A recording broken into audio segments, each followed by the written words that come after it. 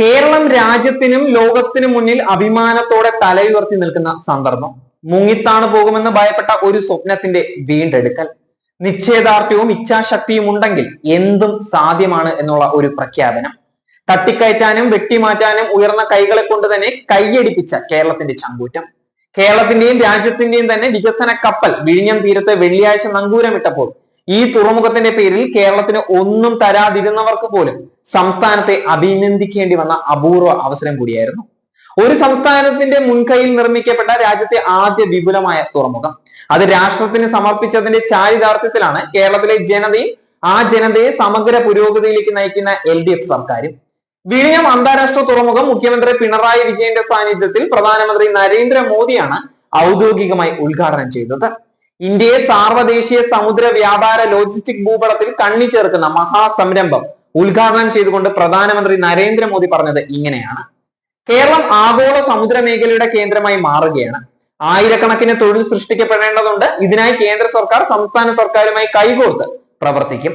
കേരള ജനതയുടെ കഴിവുകൾ രാജ്യത്തെ തുറമുഖ മേഖലയെ മുന്നോട്ട് നയിക്കും. കേരളത്തിന് അവകാശപ്പെട്ട സാമ്പത്തിക സഹായങ്ങൾ പോലും തടഞ്ഞുവെച്ച് നമ്മുടെ സമ്പദ്ഘടനയെ ശ്വാസം മുട്ടിക്കുന്ന BJP സർക്കാരിനെ നയിക്കുന്ന വ്യക്തിയിൽ നിന്നുള്ളതാണ് ഈ വാക്കുകൾ എന്നത് നമ്മൾ ഓർക്കേണ്ട കാര്യമാണ്. 8686 കോടി രൂപ ചെലവ് വരുന്ന ഒന്നാം ഘട്ടത്തിന് 818 കോടിയുടെ വയബിലിറ്റി ഗ്യാപ്പ് ഫണ്ട് മാത്രമാണ് കേരളത്തിന് കേന്ദ്രം അനുവദിച്ചത്. ആവശ്യമായ മൊത്തം തുകയുടെ 9% മാത്രം. ഇതാകട്ടെ വായ്പയാണ് നൽകിയത്. മൊത്തം തുകയിൽ 5370 കോടി 86 ലക്ഷം രൂപയും സംസ്ഥാന സർക്കാരാണ് ചെലവിട്ടത്. 2497 കോടി അദാനി വിഴിഞ്ഞം പോർട്സ് പ്രൈവറ്റ് ലിമിറ്റഡ് മുടക്കുന്നുണ്ട്. ഈ വസ്തുത അഗസ്ത്യാർകൂടം കൊടുമുടിയെ പോലെ തല ഉയർത്തി നിൽക്കുമ്പോൾ കേന്ദ്രം ഭരിക്കുന്ന സർക്കാരിന്റെ സൃഷ്ടിയാണ് ഇത് എന്നുള്ള കേരളത്തിലെ BJPയുടെ പിതൃത്വ അവകാശവാദങ്ങൾക്ക് ഇവിടെ എന്താണ് യഥാർത്ഥത്തിൽ പ്രസക്തി? വിഴിഞ്ഞം യാഥാർത്ഥ്യമാക്കിയതിന് പ്രധാനമന്ത്രിക്ക് നന്ദി പറഞ്ഞ് BJPക്കാർ തലസ്ഥാനത്ത് ആകമാനം നടത്തിയ പ്രചാരണങ്ങൾ ലക്ഷ്യം തെറ്റി ബൂമറാങ് പോലെ അവരുടെ മൂർധാവിൽ തന്നെ പതിക്കുകയാണ്. സ്വയം പര്യാപ്തരാകാൻ കച്ചകെട്ട് ഇറങ്ങിയ BJP സംസ്ഥാന പ്രസിഡന്റ് രാജീവ് ചന്ദ്രശേഖർ പിൻവാതിലിലൂടെ ഉദ്ഘാടന വേദിയിൽ ഇരിപ്പിടം തലപ്പെടുത്തുകയായിരുന്നു. ഉദ്ഘാടനത്തിന് മണിക്കൂറുകൾക്ക് മുമ്പ് തന്നെ വേദിയിൽ ഇടം പിടിച്ച അദ്ദേഹം സദസ്സിൽ കൊണ്ടിരുത്തിയ BJPക്കാർക്ക് മുദ്രാവാക്യം വിളിച്ചുകൊടുത്ത് അല്പത്വം പ്രദർശിപ്പിക്കുന്ന രംഗങ്ങൾക്കും രാജ്യം സാക്ഷിയാവുകയായിരുന്നു. രാജ്യത്തിന്റെ ആകെ വികസനത്തിന് നാഴികക്കല്ലാവുന്ന ഈ സന്ദർഭത്തിൽ സങ്കുചിതവും ബാലിശവുമായ മുതലെടുപ്പ് രാഷ്ട്രീയം പ്രയോഗിച്ച് പ്രതിപക്ഷ നേതാവ് നാണം കെടുകയായിരുന്നു. വേദിയിൽ ഇരിക്കാൻ അവസരം ഉണ്ടായിട്ടും ക്രെഡിറ്റ് തന്നില്ല എന്ന് ചോദിച്ച് ചടങ്ങ് ബഹിഷ്കരിച്ച VD സതീശൻ ഒറ്റപ്പെട്ടു പോവുകയായിരുന്നു. ശശി തരൂർ MPയും വിൻസെന്റ് MLAയും കോൺഗ്രസ് കൗൺസിലർമാരും മറ്റ് ജനപ്രതിനിധികളും ചടങ്ങിൽ ആവേശപൂർവ്വം പങ്കെടുക്കുകയായിരുന്നു.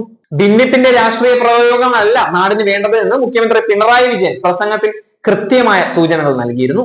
ഈ തുറമുഖം രാഷ്ട്രത്തിന് എങ്ങനെ മുതൽക്കൂട്ടാകുമെന്ന് മുഖ്യമന്ത്രി കൃത്യമായി പറയുകയായിരുന്നു. ഈ തുറമുഖത്തോടെ $2200 ലക്ഷം പ്രതിവർഷ രാഷ്ട്ര നഷ്ടം നികന്നു തുടങ്ങിയായി. 75% കണ്ടെയ്നർ ട്രാൻസ്ഷിപ്മെന്റ് കാർഗോ വിദേശ തുറമുഖങ്ങളിലേക്ക് തിരിച്ചുവിടുകയായിരുന്നു ഇക്കാലം അത്രയും. ഈ നഷ്ടം വലിയൊരു അളവിൽ പരിഹരിക്കാൻ കേരളത്തിന് കഴിയുന്നത് കേരളീയർക്കാകെ അഭിമാനകരമായ കാര്യമാണ്. ഒരു രാഷ്ട്രീയ നേതാവിനെ അല്ല, ഭാവനാശാലിയായ രാഷ്ട്ര തന്ത്രജ്ഞയാണ് ഇവിടെ നമുക്ക് ശ്രവിക്കാനായത്. വിഴിഞ്ഞം നഷ്ടപ്പെടുകയോ അല്ലെങ്കിൽ സംസ്ഥാനത്തിന്റെ താല്പര്യങ്ങൾ ബലി കഴിക്കപ്പെടുകയോ ചെയ്യുമെന്ന് ഘട്ടത്തിൽ മഹാപ്രതിരോധം തീർക്കാൻ കേരളത്തിൽ LDF ഉണ്ടായിരുന്നു. മനുഷ്യചങ്ങല തീർത്തും ദീർഘമായ സത്യാഗ്രഹ സമരം നടത്തിയുമാണ് ഈ പദ്ധതി സംസ്ഥാനത്തിന്റെ താല്പര്യങ്ങൾക്ക് ഉതകും വിധം മാറ്റിയെടുക്കാൻ LDFന് സാധിച്ചത്. 2016 അധികാരത്തിലേറിയ പിണറായി സർക്കാർ 9 വർഷം ചിട്ടയോടെ നടത്തിയ പ്രവർത്തനങ്ങൾക്ക് തന്നെയാണ് വിഴിഞ്ഞം പദ്ധതിയുടെ പൂർണ്ണ ക്രെഡിറ്റ്.